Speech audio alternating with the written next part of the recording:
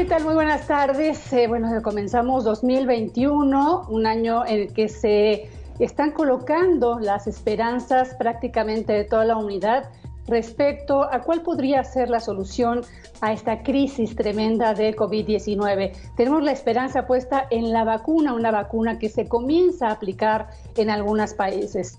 Sin embargo, valdría la pena entender hasta dónde podemos cifrar la esperanza de la humanidad, si vale solamente tener el activo, qué pasa con la producción, la distribución, la aplicación, cómo lo está haciendo México, cómo está en estos primeros pasos de una aplicación de la vacuna, sobre todo en un año electoral. Hay que recordar que estamos en 2021, un año que tendremos elecciones sumamente importantes. Para platicar de este tema, yo saludo hoy a mis invitados, un gran panel. Yo estoy sumamente emocionada de platicar con los tres. Son grandes especialistas en la materia, grandes críticos del asunto. Usted los puede seguir en redes sociales para tener un panorama muy certero de cómo se está desarrollando todo esto. Yo saludo primero a la doctora Lori Jiménez Taibi. Ella es jefa del Laboratorio de Genética Molecular de la UNAM. Doctora, bienvenida. ¿Qué tal, Marta? Muy buenas tardes. Muchas gracias por la invitación, un placer estar aquí. Al contrario, doctora, gracias. También está la doctora Rosalind Lemus Martin. Ella es doctora en Biología Molecular por la Universidad de Oxford. Doctora, bienvenida. Muchas gracias, con gusto. Gracias y un placer, un gusto nuevamente tener en este panel de expertos. Le agradezco mucho siempre su disposición a estar con nosotros el doctor Javier Tello, analista en políticas de salud. Doctor. ¿Qué tal? Buenas tardes, qué gusto estar con ustedes. Muy buenas tardes. Miren, para entender un poquito cómo vamos a dividir este programa en el que vamos a hablar de muchos temas, les voy a platicar los bloques. Vacunación, inicio del fin del virus. Bloque número 2, la capacidad logística para distribuir y aplicar la vacuna. ¿Cómo lo estamos haciendo? ¿Qué es hasta el momento lo que ha presentado el gobierno federal y qué podría significar? El bloque número 3, vacuna, arma electoral. Y en nuestro bloque número 4, ¿qué podemos esperar de esta campaña? Y por supuesto también las propuestas claras y concluyentes de nuestros especialistas. Y entonces comenzamos con este tema de vacunación. El final de una crisis. Es que yo quisiera aquí que la sociedad entera entendiera y que nos está viendo entendiera si realmente tener una vacuna puede significar realmente el terminar con un virus que por ahí dicen los especialistas llegó para quedarse. Doctor Tello.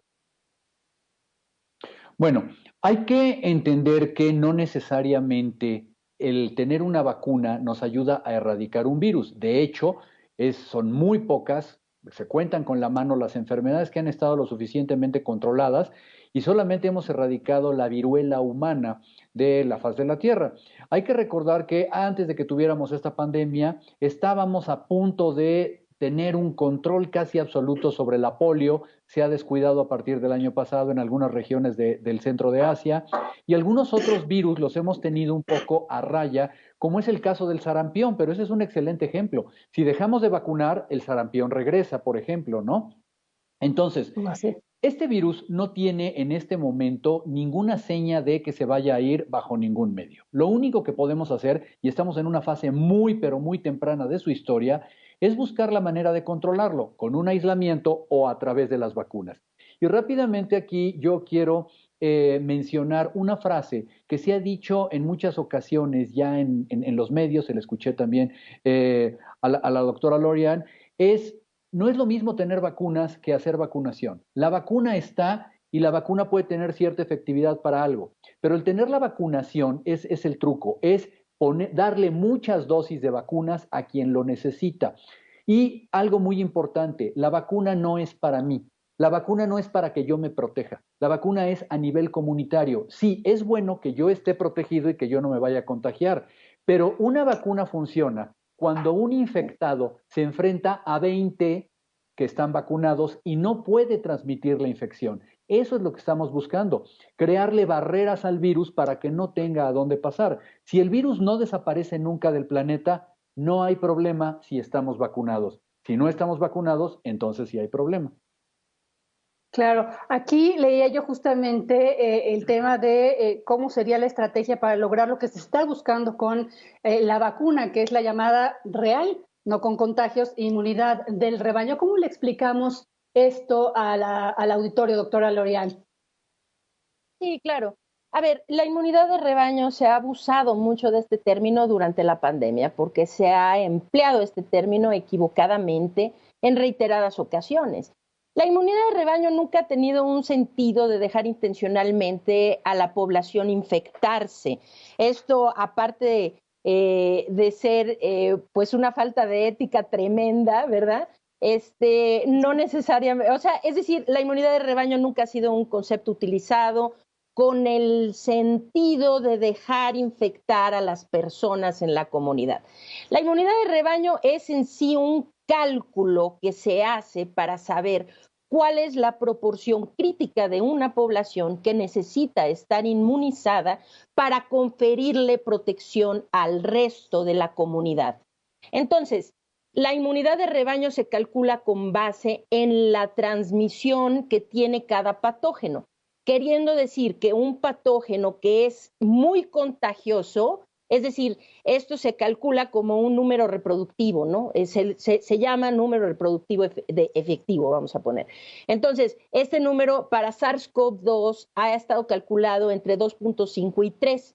¿Qué quiere decir esto? Que cada persona infectada en promedio infecta entre 2.5 y 3 personas adicionales. Entonces, las enfermedades que son altamente contagiosas requieren de una proporción crítica más grande en la población para conferirle protección a toda la comunidad. Aquellas enfermedades cuyo patógeno tiene baja contagiosidad, entonces requieren una proporción menor de inmunizados para lograr este mismo objetivo. Entonces, pues, para SARS-CoV-2 se ha calculado, por lo menos para el SARS-CoV-2, las cepas que circulan de SARS-CoV-2 hasta ahora, las que predominan en circulación hasta ahora, se ha calculado que la proporción crítica es del 70%, queriendo decir que requerimos que el 70% de la población esté inmunizada para que esto permita conferirle protección al resto de la comunidad, independientemente de que estén inmunizados o no. Ahora, con la llegada de estas nuevas variantes del virus que causa COVID-19, este número ha ido cambiando y se cree que podría estar rayando en el 85% actualmente, por lo menos con las cepas que han sido descritas en Sudáfrica y en el Reino Unido. Entonces, pues sí, eso es inmunidad de rebaño, es la proporción de personas que requieren estar inmunizadas para conferirle protección a la comunidad completa. Entonces, ahora que tenemos las vacunas, pues desde luego esto es un número y un tema del cual sí podemos hablar, no como se hablaba equivocadamente antes, como un posible mecanismo de control de la pandemia en donde se permitía que todo el mundo infectara con la finalidad de que la gente adquiriera inmunidad. Sabemos que pues esto no ha llevado a nada más que a una serie de desastres terribles, ¿no? Pero ahora sí podemos hablar de inmunidad de rebaño refiriéndonos a la vacuna. Terribles irresponsabilidades como esas fiestas que se hicieron en algún momento llamadas fiestas para inmunidad de rebaño, que solamente resultaron en las cifras que tenemos hoy, fatídicas de 135,000 muertos casi. Estamos a punto de tocar esa terrible cifra. Aquí también entender un poco, México, hemos hablado de, si me equivoco, me corrigen por favor, de alrededor de 9 vacunas de diferentes laboratorios a nivel mundial que México podría estar trayendo. Hasta el momento solo nos ha llegado la de Pfizer. La de Pfizer que cada una tiene sus características específicas, no vale la pena aquí mencionarlos porque bueno, ahí uno googlea y salen en sitios completamente respaldados por la Organización Mundial de la Salud, eso sí es importante verificar siempre fuentes confiables, pero bueno, hay diferentes características. Dentro de esas características, México ha elegido las que se supone nos caerían mejor o nos acomodarían mejor para las características demográficas y también geográficas del país. Dentro de lo que es el plan de vacunación que está presentando México, que yo no sé si en mi desconocimiento no me queda muy claro. Yo quisiera que ustedes expertos y que están muy de cerca entendiendo muy bien estos temas, pudieran decirme si estas vacunas que México está eligiendo y con las que está haciendo estos supuestos contratos que todavía falta transparentar, etcétera, pudiéramos tener una buena estrategia, doctora Roselyn Lemus. Martín. Sí, ya, el punto principal aquí es para alcanzar la normalidad como la conocíamos o alcanzar actividades como las conocíamos antes, en el 2019, va a depender mucho de la dinámica que tienen las vacunas para prevenir la transmisión del virus. No solamente prevenir una enfermedad grave, sino también prevenir la transmisión. ¿Qué quiere decir esto? Que una vacuna, por ejemplo, que previene 90% de las enfermedades sintomáticas, pero que también previene la transmisión, es la única vacuna que podría reducir los casos y las muertes en un 50% si se hace la vacunación rápida en 2021. Pero una vacuna que solamente previene la enfermedad en un 90%, que es la mayoría de las vacunas, pero no previene la mayoría de las infecciones o la transmisión, va a necesitar el doble de tiempo para proveer ese beneficio, ¿no? El mismo beneficio. Hago una comparación aquí, ¿no? Con modelos dinámicos.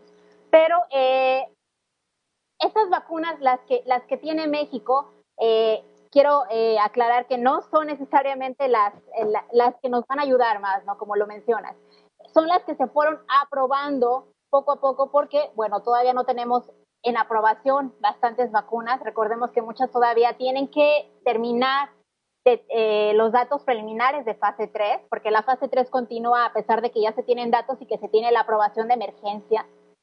Entonces, bueno, México, Pfizer era la que estaba disponible, que ya estaba aprobada por la FDA y por la EMA, entonces, bueno, por la Agencia de Inglaterra. Entonces, es la que estaba a la mano, ¿no? Pero, por ejemplo, tenemos el caso de Moderna. Moderna también está a la mano y es una muy buena opción en términos de temperatura, en términos de tecnología, pero México no la ha adquirido. Entonces, no necesariamente se están escogiendo las mejores quizás.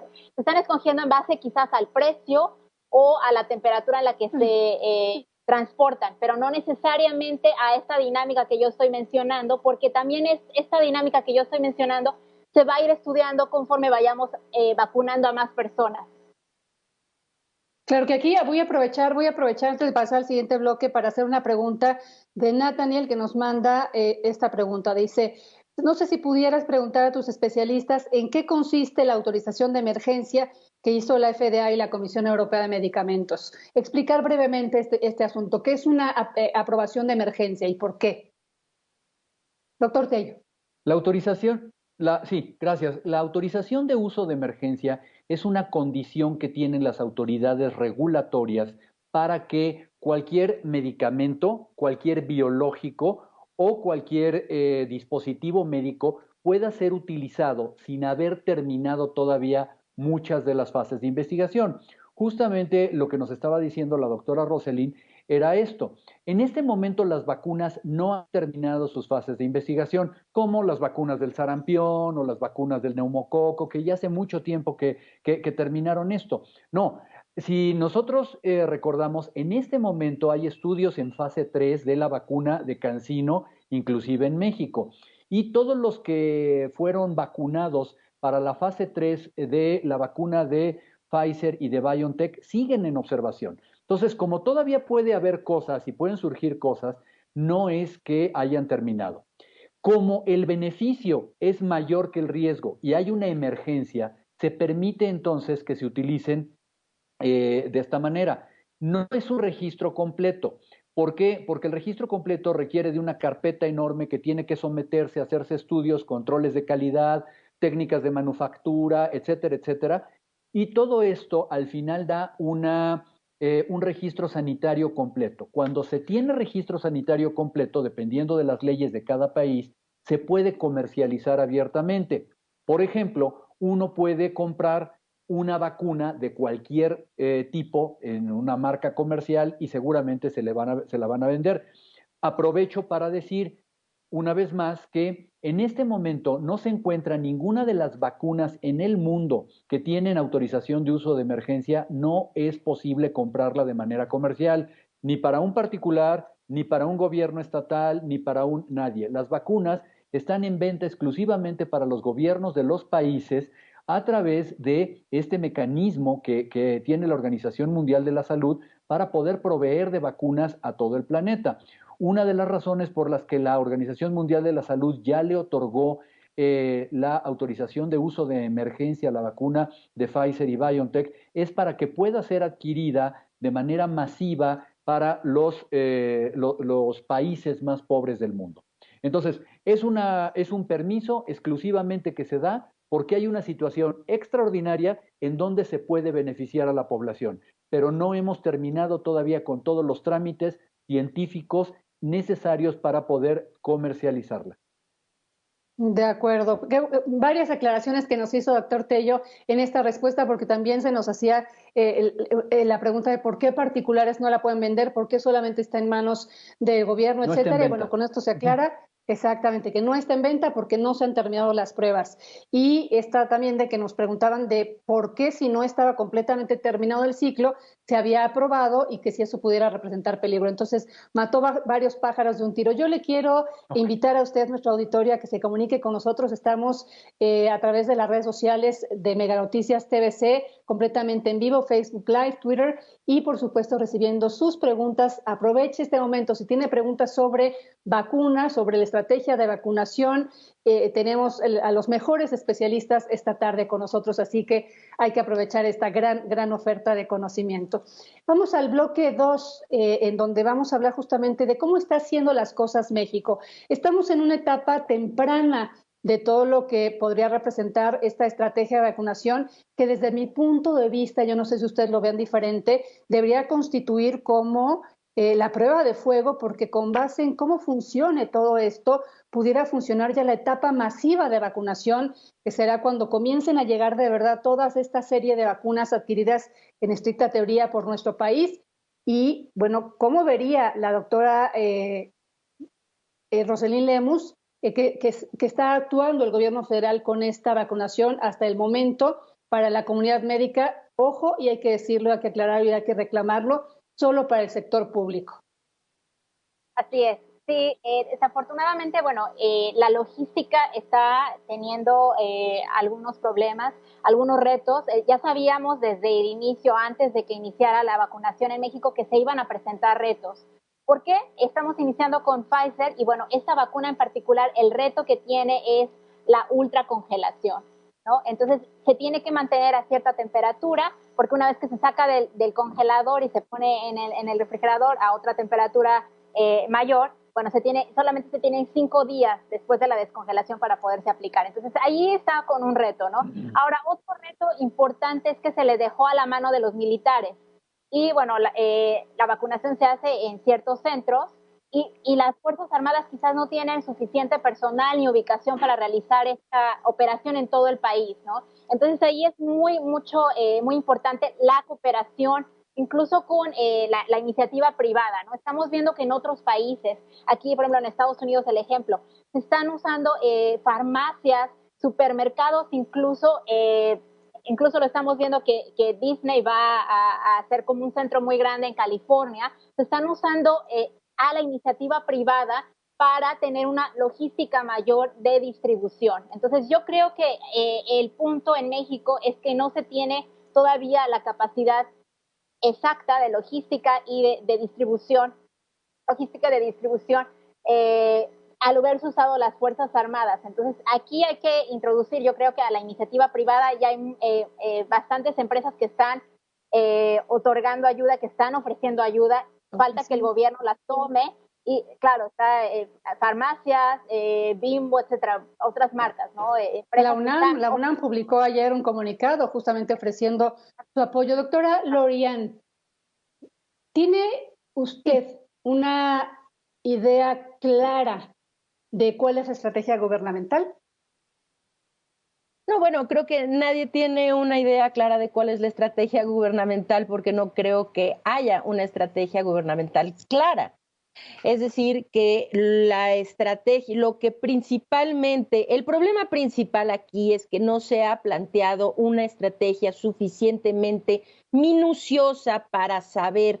Es decir, se está sobresimplificando un reto logístico que posiblemente va a ser uno de los retos logísticos más importantes, trascendentes y complicados para todas las naciones en los siguientes meses. Estados Unidos, el gobierno de Estados Unidos, que planteó pues una estrategia de vacunación contra COVID-19 realmente muy seria. De hecho, van atrasados, incluso así ellos van atrasados con el plan que habían planteado desde un inicio. Pero pues su estrategia de vacunación tiene más de 75 cuartillas y tiene todos los detalles habidos y por haber, tanto de cuántas dosis van a recibir, a quién se las compran, cuándo se las compran, cómo se van a distribuir, en dónde, cómo se aplican, etcétera, etcétera. Es decir, se tiene un plan absolutamente detallado de los cómo, los cuándos y los porqués. Aquí se hace un plan realmente muy escueto que le falta pues literalmente todo, es decir, nos habían dicho que iba a llegar 1.400.000 dosis, resulta que ese día llegaron 230.000, después que iban a llegar tantas y tantas. Hoy se dijo, el día de ayer se dijo, que para finales del mes de enero va a estar vacunado todo el personal de la salud. Nada más que esto pues no considera, después se habla de otras cifras y ya nadie le queda claro cuáles son las cifras, ¿verdad? Porque llegaron 440.000 dosis esta semana, que se supone que se van a terminar de aplicar en esta semana. Esa meta es factible. De hecho, si se hace el cálculo de esas 440.000 dosis distribuidas en un X número de estados y de esos estados en cuántos hospitales por cada estado, era algo que sí es algo que es factible según lo plantearon. Pero 440.000 dosis a la semana nos llevaría literalmente 8.7 años para terminar de vacunar a la población. Ahora, claro, ya plantearon que van a llegar un X millones de dosis de otras vacunas para el mes de febrero, pero aquí el detalle es que no se tiene especificidad en el plan y eso causa mucha incertidumbre y deja ver que hay muchas partes de la estrategia que se están improvisando y esto es muy grave. La improvisación de decir vamos a vacunar al personal médico, pero no, solo una parte del personal médico. Hablar de 800.000, se ventiló una cifra de 750.000 miembros del personal médico. ¿Qué pasa, por ejemplo, ahora están protestando los paramédicos, que dicen que pues ellos no están siendo incluidos en el plan? ¿Qué pasa con los médicos en práctica privada? Y aquí una cosa más. En Estados Unidos, en Europa y en Canadá y en algunos países de Asia, en sus planes de vacunación están incluyendo desde luego al personal de la salud, los profesionales de la salud. Dentro del grupo de mayor riesgo están los odontólogos, quiero decir. También. Y en nuestro plan, ¿por qué? Porque los odontólogos trabajan a 1 metro de la boca de otra persona y todo su quehacer genera un sinnúmero de aerosoles. Se dice que el odontólogo está en tan alto riesgo, así lo tiene la CDC, tanto europea como de Estados Unidos, después del personal de los intensivistas en terapia intensiva COVID, el siguiente miembro de la comunidad de salud que tiene mayor riesgo es el odontólogo. Y aquí no se ha hablado nada de proporcionar vacunas a los odontólogos. Entonces estamos hablando, ¿qué pasa del personal que cuida en las casas de ancianos, por ejemplo, o a personas que no son médicos del sector público necesariamente, pero que sí representan un grupo que requiere de inmediato tener ese tipo de protección? Entonces, pues sí, está muy bien, se empezó con los médicos, ya están llegando las vacunas, ya están siendo administradas en las entidades estatales, todo esto está muy bien, pero le falta sustancia a la estrategia para que realmente se sepa que esto va a funcionar como nos están planteando en el corto plazo, porque no parece ser así. Yo leía hoy en Twitter un comunicado, incluso lo mandó a diferentes medios, nos lo mandó la Academia Nacional de Medicina de México, justamente en donde le hacen un llamado al gobierno federal de contemplarlos en esta estrategia de vacunación, porque a mí me llama la atención que en la cifra que presentan todos los días las autoridades de salud de contagios y de fallecimientos, al parecer no está incluido lo que sucede en el sector privado y tampoco están incluyendo los médicos del sector privado como si fuera un universo diferente que no le corresponde atender al gobierno federal. son cifras que a mí me preocupan y reclamos que a mí me preocupan porque de verdad es una negligencia terrible. Hablábamos hace un rato, doctor Tello, de esta estrategia de vacunación y del cumplimiento. Ya nos respondía la doctora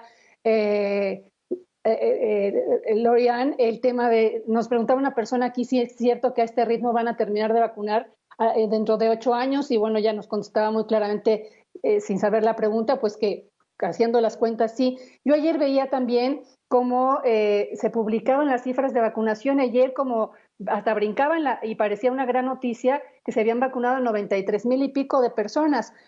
Pero si lo contemplamos con lo que era el objetivo de 143,000, nos quedamos bastante cortos. A mí me preocupa, no estamos haciendo en este momento vacunación masiva, lo estamos haciendo solamente en un pequeño nicho que es el sector médico. ¿Qué va a pasar? ¿Hacia dónde vamos? ¿Y cuál sería aquí la observación, doctor, usted que analiza muy bien las políticas públicas? Bueno, hay que considerar una cosa, ¿sí? La estrategia quedó marcada, vamos a llamarla táctica, porque la estrategia no me queda muy claro en dónde estuviera, pero realmente esto se tuvo que hacer de una manera rápida y se tuvo que hacer, y conste que lo voy a decir en el más constructivo de los planes, se hizo de una manera muy improvisada. Ya sé que van a reclamar, ¿no? Que hay cálculos, que hay, etcétera, porque además, entre paréntesis, pareciera que hoy en día hay mucha susceptibilidad hacia la crítica de que si le echaron ganas o no le echaron ganas. Nadie está criticando las ganas, ni el esfuerzo, ni las diapositivas. Lo que estamos diciendo muy claro es dónde están los resultados. A mí me dijeron hace 2 días, en una diapositiva del general secretario, que teníamos 3 días para vacunar. ¿Por qué? Porque las maniobras de congelación necesitan estas vacunas antes de que termine el viernes haber sido administradas todas. Muy bien. Tenemos 440,000 dosis, que si las aplicamos en 3 días son 143,000 dosis. Ayer se debieron haber aplicado 143,000, el día de hoy 143,000, mañana 143,000. Esos son números fríos, eso no es una cuestión de echarle ganas o no. Y cortamos el día con 97,000 aplicadas. Ok, ¿qué pasó? Y ese qué pasó es lo que me preocupa un poco. Porque el día de hoy estamos viendo en un noticiero filas de 5 horas de personal de la salud afuera del Hospital General número 1 de Durango. ¿Sí? Perdón, ¿qué es lo que está pasando? ¿Dónde tenemos el cuello de botella? El objetivo debería ser, como lo hemos visto en estos videos que hay en Israel y en Estados Unidos y no sé qué, podemos ver el centro de convenciones en Nueva York con una capacidad para vacunar a 25,000 personas diarias, funcionando 24 horas del día, 7 días a la semana. Y pareciera que estamos nosotros trabajando con otro objetivo. Uno, que estén dados de alta en la lista, revisar que no se cuele a alguien que no estaba, volver a tomarle los datos, que pasen a la siguiente fase de toma de datos, ver que no vayan a desperdiciar un frasquito. O sea, estamos haciendo que todos trabajemos para el sistema y no que el sistema trabaje para la gente. Si el objetivo táctico fuera vacunen a la mayor cantidad de gente posible en el menor tiempo posible, no tendríamos colas de 5 horas. Otra vez, los profesionales de la salud no merecen estar parados 5 horas afuera de un hospital. Necesitan llegar, que les manden a hablar de su centro de trabajo, tienen que caminar 20 metros, ser inyectados y en media hora estar de nuevo en su sitio de trabajo, y eso porque tienen que estar sentados en una sillita observándose. Pero esas imágenes que estamos viendo nosotros de filas de automóviles en unos estacionamientos a medianoche para ser vacunados de manera masiva, es lo que no estamos viendo. Creo que en ese es el sentido de mi comentario de la improvisación.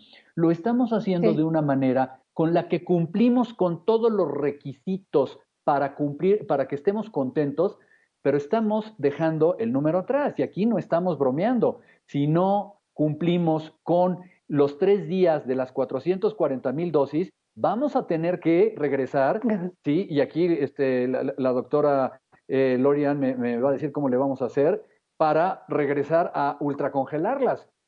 ¿Por qué? Porque ya cumplieron el tiempo. Exacto, afectar, prácticamente tirarlas a la basura. Nos comentaba de esto, es el estadio de allá en Kansas, de los Cardenales, es en Arizona donde están vacunando. En Arizona. Ajá, aplicando diariamente 11.500 vacunas. Trabajan 24/7 los 7 días de la semana. Entonces, ahora sí que auto tras auto van aplicando con una efectividad que sería bueno, digamos, no es que tengamos que copiar todos los modelos porque cada país tiene sus diferencias, pero sí poder aprender de experiencias exitosas. Me parece que este centro de vacunación está siendo ejemplo a nivel mundial de lo que es la vacunación, e Israel como país, que es algo que ha sorprendido, que va muchísimo más adelantado que otros países con mayor experiencia en materia de medicina moderna, ¿no?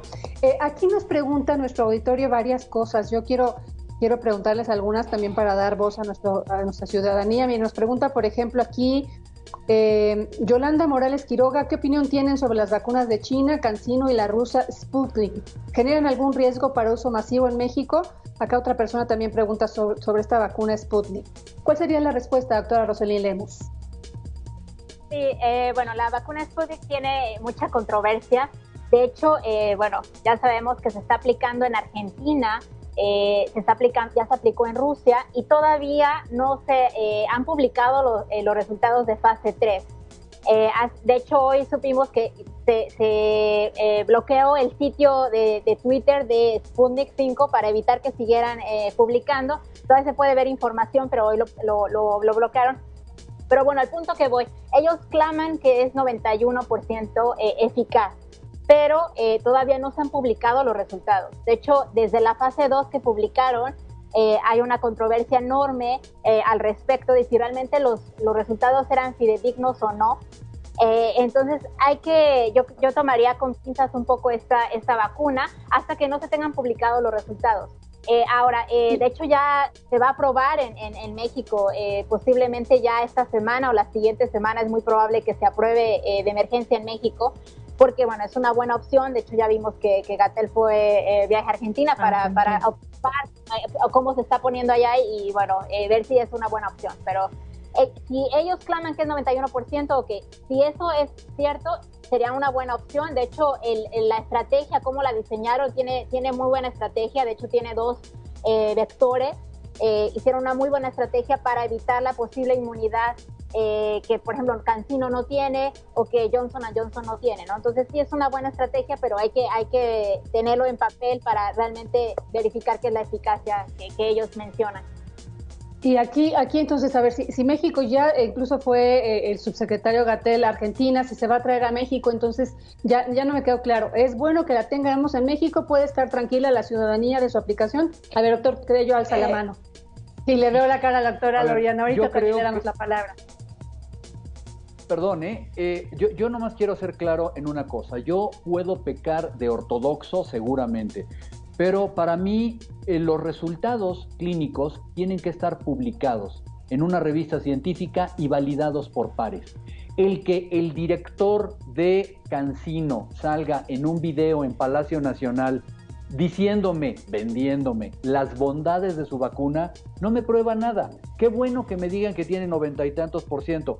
Me parece excelente. Que lo revisen y yo confío que nuestro comité de vacunas en COFEPRIS y en el Consejo de Salubridad General son lo suficientemente serios para decir, me parece muy bien, enséñenme los estudios clínicos. Y si los estudios clínicos lo demuestran, está bien. Que yo me vaya a platicar a Argentina o a cenar con una autoridad rusa para que me diga, no me da validez sobre la vacuna. Qué bueno que me digan que la vacuna es un Rolls Royce, que me lo demuestren en artículos clínicos publicados y con eso estamos. Y entonces sí, la respuesta, porque seguramente nos los han hecho a nosotros 3 que estamos contigo, es, oye, ¿y tú qué vacuna te pondrías? Cualquiera, me voy a poner la que sea que haya pasado por un comité de aprobación y que tenga un respaldo científico. Hablar desde los dueños de la vacuna y anunciar una serie de beneficios no es válido, no es serio. No nos deja que me enseñen los papeles. Seguridad. ¿Sí? Doctora Lorian, comentario, por favor, a esto, si puede ser breve. Sí. Gracias. Sí, claro. Yo creo que aquí se toca un punto muy interesante y yo no creo que el doctor Tello esté pecando de ortodoxo. Creo que simple y sencillamente se va a sentar un precedente terrible. Ya estamos utilizando las vacunas sin aprobaciones completas, porque las vacunas que se están aplicando ahorita como la de Moderna, la de Pfizer, la de AstraZeneca, ok, sí, están siendo aprobadas para uso de emergencia, pero con una diferencia diametral, que es que sus estudios de fase 3 están publicados. Es decir, quizá no en revistas científicas todavía más que la de Pfizer, ¿no? Que ya está en el New England Journal of Medicine, esa publicada. Las demás quizá no han pasado por pares, pero esos, es decir, los reportes de sus fases 3 se pueden leer completas de principio a fin. Uno puede saber qué se hizo, con base en qué, cómo las evaluaciones, cuántos pacientes, cuál era su punto terminal, cuáles fueron los efectos secundarios que vieron, una serie de cosas. Ahora, cuidado, porque esta situación de el señor Vladimir Putin me dice que su vacuna es muy buena, pues no. Es decir, vamos a sentar un precedente que va contra todas las normas de ética científicas y médicas, porque aquí no estamos hablando solo de un medicamento que se le va a replicar a unas cuantas personas, estamos hablando de un medicamento que potencialmente podría ser aplicado en una población masiva.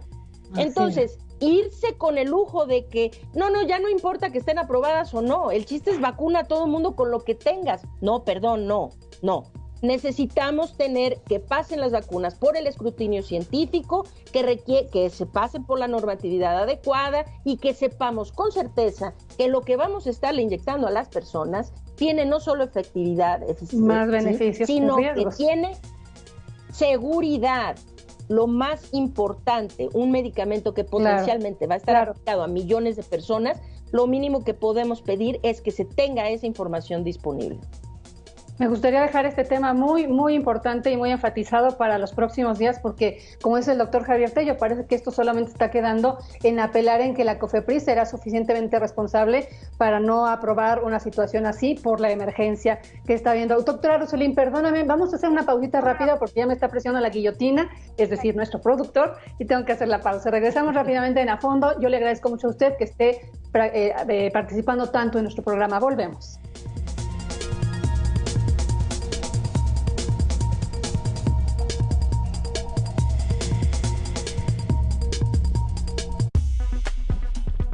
Regresamos en 2 minutos. La toma del Capitolio estadounidense por hordas alentadas desde el poder nos deja muchas reflexiones. Para países de todo el mundo es imperativo fortalecer la democracia, las instituciones garantes y el Estado de Derecho. No dar espacio a los que llaman a la polarización, la crispación y la violencia en nombre de falsos nacionalismos. Hay que estar alerta, votar para garantizar la independencia de poderes por contrapesos en los gobiernos y la alternancia. No hay cabida para las lealtades ciegas y las leyes a modo. No hay espacio para los funcionarios que no atienden a la Constitución, sino a las demandas de un solo hombre. No hay que pasar por alto los visos de autoritarismo, a los dicharacheros que ponen en riesgo la vida de los ciudadanos solamente por disentir, cuestionar o reprobar sus actos. Ya vimos las consecuencias de no condenar a tiempo los abusos. La paz y la democracia son bienes supremos que pueden estar bajo asedio si no nos hacemos responsables del país en el que vivimos. 2021 nos deja una primera lección. Cuando veas las barbas de tu vecino cortar, he's a wonderful man.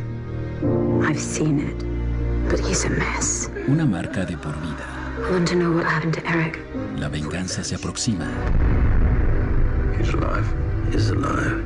And I know where he is. Basada en una historia real. This is what you're going to do, isn't it? I'm afraid the museum is closed. I'm surprised you don't recognize me. Un pasado imborrable. Sábado 9 de la noche en TVC.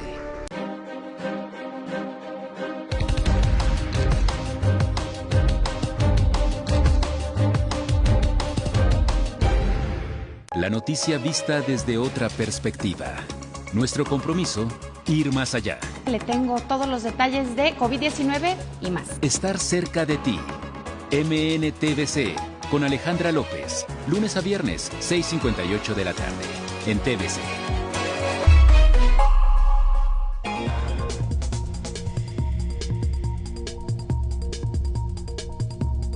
Bueno, estamos de regreso con el tercer bloque, vacuna, arma electoral. Estábamos hablando de 2021 como un año sumamente importante en nuestro país que coincide con este tema de la vacuna. Por ahí alguien criticaba en redes sociales que si ahora íbamos a acusar que el gobierno federal había casi creado la pandemia para para un año electoral. Evidentemente no, pero pues evidentemente no podemos soslayarlo. Muchas gracias, reitero a nuestro auditorio que está muy activo en Facebook. Los acabo de saludar y les ofrezco que a lo largo del programa y lo que resta vamos a tratar de contestar todas sus preguntas y también, por ejemplo, por supuesto, también todas sus preocupaciones.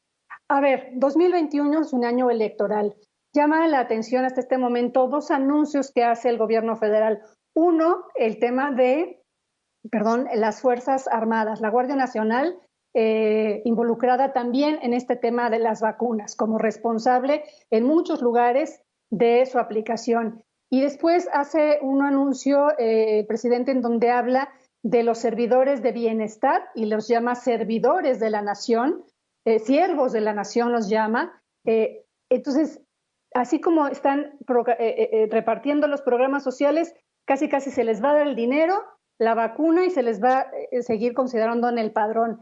Esto abre una suspicacia respecto a cómo se utilizará esta campaña de vacunación, esta estrategia de vacunación. Doctor Tello, le voy a dar la palabra porque me parece que todo va amarrado con el tema político, que usted también sigue. Muy bien. Bueno, adelante, doctor. ¿Me escuchan? Sí, me escuchan bien, perdón. No lo escuchábamos, doctor. Perdóneme. Suponiendo, sin conceder, como les gusta decir a los abogados, ¿sí?, que vamos nosotros a ayudar al proceso de vacunación, protegiéndolo y llevándolo a las zonas retiradas con las Fuerzas Armadas, porque son zonas lejanas o pueden estar en manos del narco. Se las compro. Vamos a suponer que necesitemos gente de la región que además trabajan como promotores sociales para que hagan ellos perifoneo y traigan a la gente a la vacunación y todo. Se los compro. Lo que yo no entiendo es qué tienen que estar haciendo este grupo de 10 personas y 2 vacunadores en un hospital donde no había que tener toda esta parafernalia y donde no se necesitaban a los siervos de la nación. No, es que van a ser auxiliares en los procesos, etcétera. Bueno, el día de hoy estamos viendo que, o ayer cuando fue, una doctora estaba muy contenta y puso todo un hilo enorme sobre cómo la habían vacunado y dijo, nos pidieron nuestra copia de CURP y nuestra copia del INE. A ver, tu copia o no, o sea, te vas a identificar que tú eres la persona, puede ser necesario, pero como para qué estás llevando copias de tu documentación. Me dicen, oye, esto puede tener un trasfondo electoral. Bueno, basémonos en los antecedentes. Evidentemente que en Estados Unidos tuvo un trasfondo electoral. El presidente Trump estaba muy molesto porque la vacuna de Pfizer se le dio aprobación después de las elecciones y no antes como él hubiera querido que se le diera. Entonces, bueno, es yo creo que una cuestión muy lógica. El presidente de México lo ha dicho abiertamente, no es ningún secreto, que sí, que van a aprovechar, que van los siervos de la nación para de una vez darle el dinero que se le debería dar a los ancianos en ese momento que ya se les da en los programas sociales también.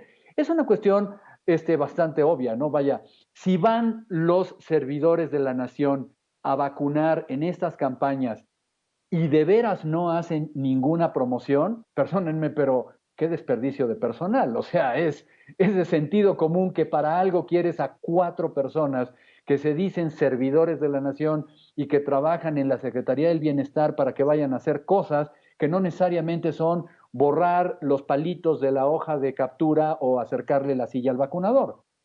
Eso creo que es clarísimo, ¿no? Aquí el punto nada más es que la gente entienda que, bueno, sí, la pandemia afortunada o lamentablemente vino a caer en año electoral, sí, pero la gente tiene que darse cuenta que la vacuna iba a suceder con, sin o a pesar del gobierno que estuviera en turno, ¿no? Sí, aquí yo quisiera saber la opinión de la doctora Roselyn Lemus respecto a elegir, a este anuncio que hizo el presidente con bombo y platillo de que ahora se iba a vacunar después del personal médico a adultos mayores de zonas remotas, y remataba el subsecretario Gatell diciendo que porque siempre se había privilegiado a personas de zonas urbanas y que ahora se iba a cambiar esto y ahora se le iba a privilegiar a estas personas prácticamente olvidadas. ¿Es el momento de elegir esas zonas remotas? Yo lo pregunto en el contexto justamente de las zonas de mayor contagio y de mayor densidad poblacional.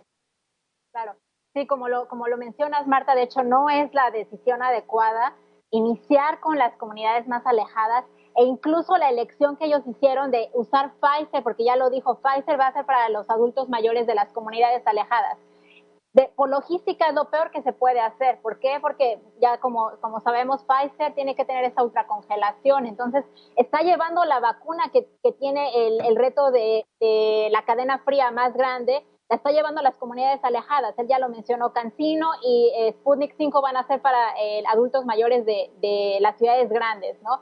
Entonces, ahí hay dos errores. El error que menciono de elegir Pfizer incluso para las comunidades alejadas, y el error grande que es elegir las comunidades alejadas al inicio de la vacunación de adultos mayores. ¿Por qué? Porque, como lo mencionas, efectivamente se tiene que empezar a vacunar en donde hay más transmisión.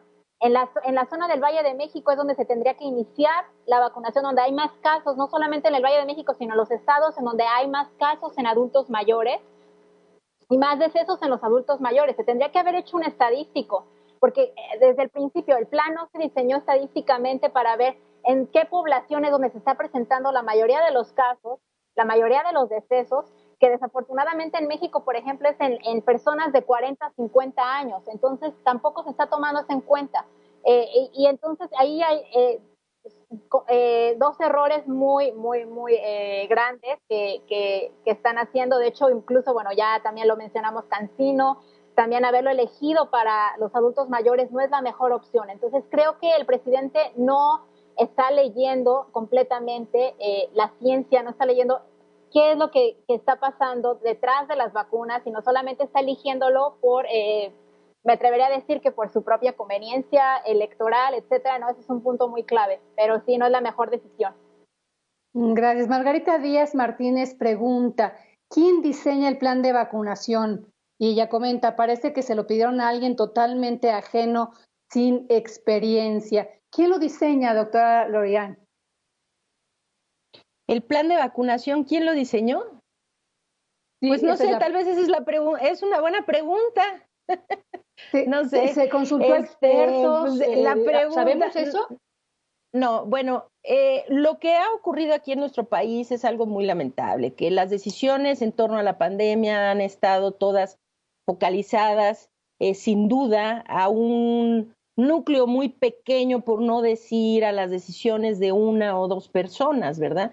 Esto nos ha llevado a muchos problemas durante la pandemia, es decir, simplemente la estrategia misma de qué se iba para gestionar la pandemia en sí. Es una estrategia que decidió aparentemente una sola persona, el doctor Hugo López-Gatell, y que esto se ha seguido contra todas las evidencias de contagios, de muertes, de dispersión del virus en la comunidad y demás, ¿no? Y entonces se vuelve una cuestión, aquí abordando la pregunta, o sea, contesto además dándole la vuelta, retornando al tema, ¿no?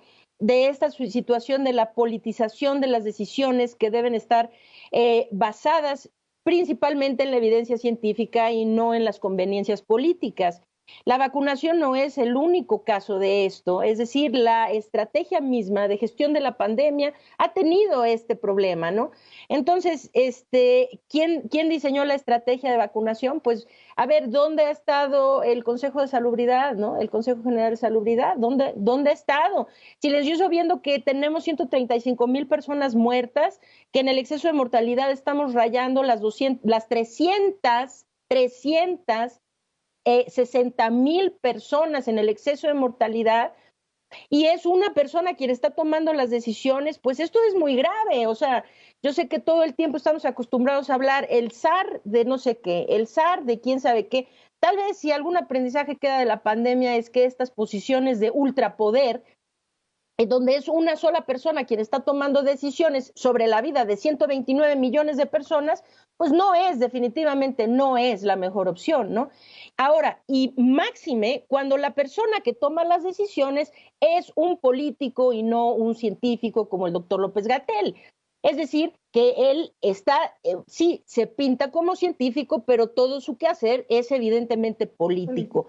Lo de la vacunación no es distinto. Y esto es un problema muy grave. Es decir, se dice, para quedar bien, ¿no? O sea, vamos a ser muy generosos, vamos a las comunidades alejadas, de las que todo el mundo se ha olvidado. Y sí, a ver, y esas no se han acordado de ellas, porque yo sí estoy en contacto con comunidades indígenas en donde la gente se está muriendo y allá no les mandan ni siquiera la posibilidad de tener pruebas COVID o una dotación de oxímetros o concentradores de oxígeno o atención médica adecuada, nada, los tienen olvidados, pero ahora sí les van a mandar vacunas, ¿no? Las vacunas tienen que ser administradas en las poblaciones donde existe, claro, las de más alto riesgo, pero en las localidades donde la transmisión es más activa, como bien lo señala la doctora Lemos. En las comunidades y los núcleos donde la transmisión es más activa, es ahí a donde las vacunas tienen que ir primero, sin duda, independientemente de que esto pues suene bonito o no. O sea, porque al conveniente políticamente o no. Sí, claro. Exacto. Oiga, Marco Oropesa, parece que hay improvisación en todo, no se ve que estén haciendo los pedidos debidamente y por eso las entregas como a cuentagotas. No nos quieren decir si las están pagando, porque parece que por eso no entregan las cantidades necesarias. Todo es un misterio. ¿Dónde están los contratos? Aquí participa también Javier Martínez y dice, ustedes, especialistas, deberían participar en la logística, son los mejores. Coincido, por eso preguntaba yo si se convocó a especialistas realmente en la materia. Dice, ¿por qué los contratos de las vacunas están reservados? Dice, se reconoce la prisa que hay por vacunar, pero no implica que deban hacerse mal las cosas. Dice, sabemos también que farmacéuticas como Pfizer, AstraZeneca tienen un alto nivel de regulación interna, cosa que no sabemos como el caso ruso. Verónica Tie, Margarita Díaz Martínez, estas dos preguntas anteriores.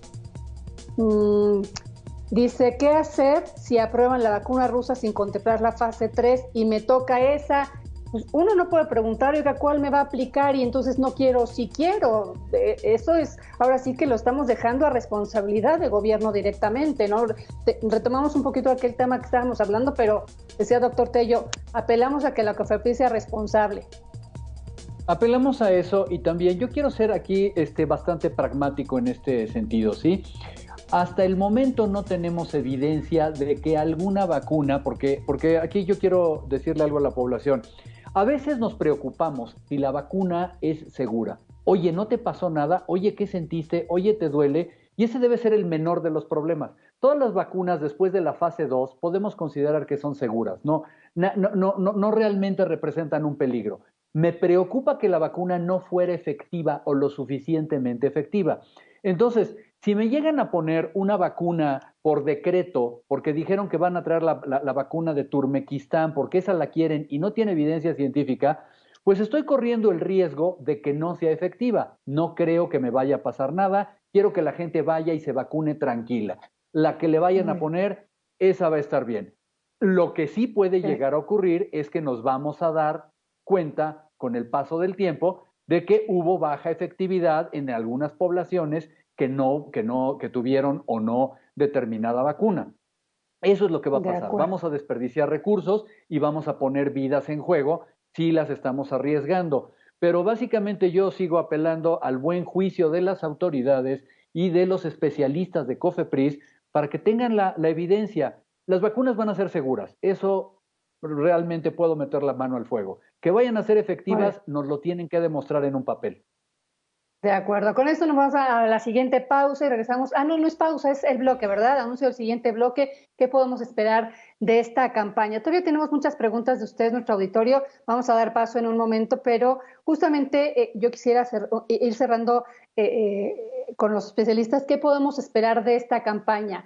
Falta todavía mucho, creo que estamos en los primeros muestras de lo que está haciendo esta estrategia de vacunación. No sé si podríamos esperar que con la presión mediática, con la presión de ustedes especialistas, con la presión social, pudiera haber algún cambio de estrategia en donde se convoque a especialistas a participar en la estrategia real, o también quizá también se pueda esperar que con esta experiencia pudiera haber modificaciones respecto a el convocar realmente a aquellos organismos del sector privado que se han ofrecido a apoyar en la distribución, en la aplicación de las vacunas. No sé, ¿ustedes qué esperan de todo esto, doctora Rosalín Lemos?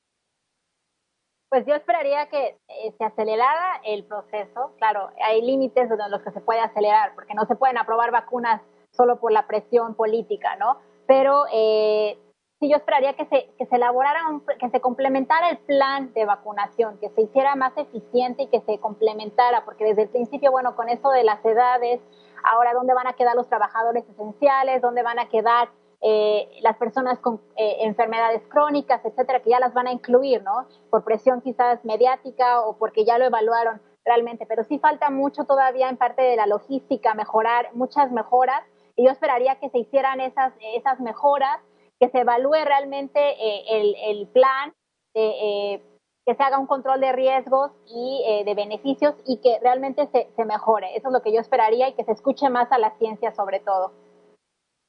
Doctora Lorian.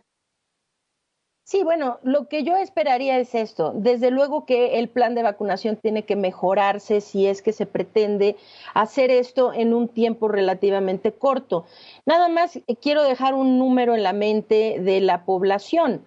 Aquí hay un número y este número es real. Para poder tener a una proporción suficientemente amplia de la población mexicana inmunizada, repito, la cifra es entre el 70 y el 80% de los mexicanos. Esto significa entre 90.3 millones y 103.2 millones de mexicanos necesitan quedar vacunados. Esto quiere decir que si no logramos para tener a esta proporción de la población mexicana vacunada en los próximos 12 meses, es decir, en un año, en 52 semanas, las 52 semanas de un año, necesitamos vacunar 1.736.000, entre 1.736.000 y 1.984.000 personas a la semana. Entonces, ustedes nada más hagan cuentas. Cada semana que pase en donde no se vacuna entre 1.7 y 1.9 millones de personas, son semanas que se le agregan al año, a un año, para tener a la gente vacunada en un año. Ahora, lo problemático de esto es, voy a tratar de ser sucinta en esto. La problemática principal es que se está diciendo que esto es una solución a corto plazo. Y decirle a las personas que las soluciones a corto plazo significa que la gente se está relajando. No es una solución a corto plazo, es una solución a más de un año. Mientras hay que cuidarse del contagio. Por supuesto, oigan, yo les agradezco muchísimo el tiempo, nos fue insuficiente, esperemos que podamos en breve contactarlos para tenerlos con nosotros nuevamente. Muchas gracias a los tres. Claro que sí, que estén muy bien, muchísimas gracias. Con mucho gusto. Hasta luego. Muchísimas gracias a los tres. Buenas noches. Gracias también. Hasta luego. Gracias también a nuestro auditorio con su activa participación en redes sociales. Yo saludo a Alejandra López desde Guadalajara con nosotros. Alejandra, buenas tardes.